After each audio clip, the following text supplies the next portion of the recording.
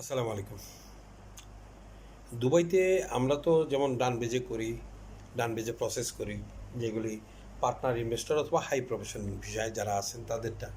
এর বাইরেও অনেক ভাই ব্রাদাররা আছেন যাদের ট্রাভেল হিস্টোরিও ভালো আছে, মোটামুটি সব দিক থেকে ভালো আছেন, কিন্তু পার্টনার ভিসা বা ইনভেস্টর ভিসা অথবা হাই প্রফেশন নাই, অন্য কোনো প্রফেশনে ভিসা আছেন। তো তারা যদি চান আমাদের মাধ্যমে প্রসেস করাইতে পারেন, খুব সস্তায়ও করাইতে পারবেন, মোটামুটিও করাইতে পারবেন এবং ভালো মানের প্রসেসও করাইতে পারবেন।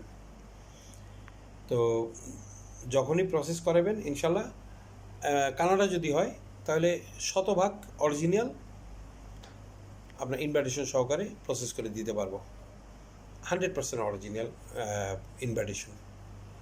আর আর কোনো দেশে ওইরকমভাবে অরিজিনাল ইনভাইটেশন করার আমার লিঙ্ক নাই। তো যদি কানাডায় কেউ প্রসেস করতে চান অরিজিনাল ইনভাইটেশন সহকারে যোগাযোগ করবেন। আপনার প্রফেশন যাই হোক, ওইটা কোনো ম্যাটার করে না। ভিসা তো টোটালি ভাগ্যের ব্যাপার, আল্লাহ যার নসিবে রাখছে তারটা হয়, যারটা রাখে না তারটা হয় না। কেউ 30 দেশ ট্যুর করেও পায় না, কেউ দুবাইতে এমন বাংলাদেশি অনেক আছে যারা কোটিপতি ব্যবসায়ী, তারাও হয় না। এমনকি গোল্ডেন ভিসাধারী সম্মানিত ব্যক্তিবর্গ অনেকেই আছেন, তারাও রিজেক্ট হয়। ঠিক আছে, এই জন্য রিজেক্টের ভয় করে লাভ নেই। যদি আপনার হাতের অবস্থা ভালো থাকে, আল্লাহর নাম নিয়ে শুরু করে দেন। তবে একটা জিনিস বলবো যে সস্তার চক্করে পড়েন না। যখনই ভিসা প্রসেস করাবেন সস্তার চক্করে পড়েন না। সস্তার চক্করে পড়লে কী হয়, ধরেন সবাই প্রসেস করে, ভালো সবাই, কেউ মানুষ মন্দ না, তবে কাজের দক্ষতার ব্যাপার আছে ভাই। ঠিক আছে, কাজের দক্ষতার ব্যাপার আছে, দক্ষতার ভিত্তিতে কাজের মান বদলাই যায়।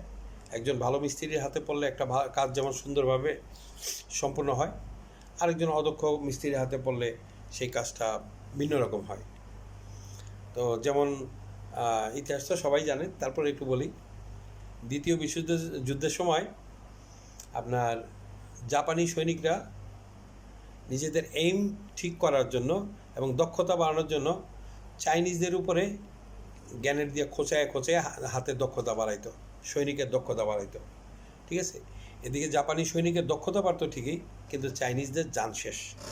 তো ঠিক এমনই আপনি ভিসা প্রসেসের ক্ষেত্রে যদি যারা দক্ষতা বাড়ানোর জন্য আপনার ফাইল প্রসেস করে, তাহলে আপনার জান শেষ ভাই। ঠিক আছে, আপনার জান শেষ বলতে আপনার টাকা শেষ। ঠিক আছে, অনেক কষ্টের কামাই এখানে দুবাইতে। ধনী যারা আছে, বাংলাদেশেও প্রচুর ধনী লোক আছে, কিন্তু যারা আমাদের মতো লেবার কামলা মানুষ আমরা আছি, তো ইনকাম তো অনেক কষ্টের। কষ্টের টাকাটা গ্যারান্টি নেই যে আমরা মানে খুব ভালোভাবে করে দেবো ভিসাটা হয়ে যাবে, এটার কোনো গ্যারান্টি নেই। তবে অন্তত ওকে ভালো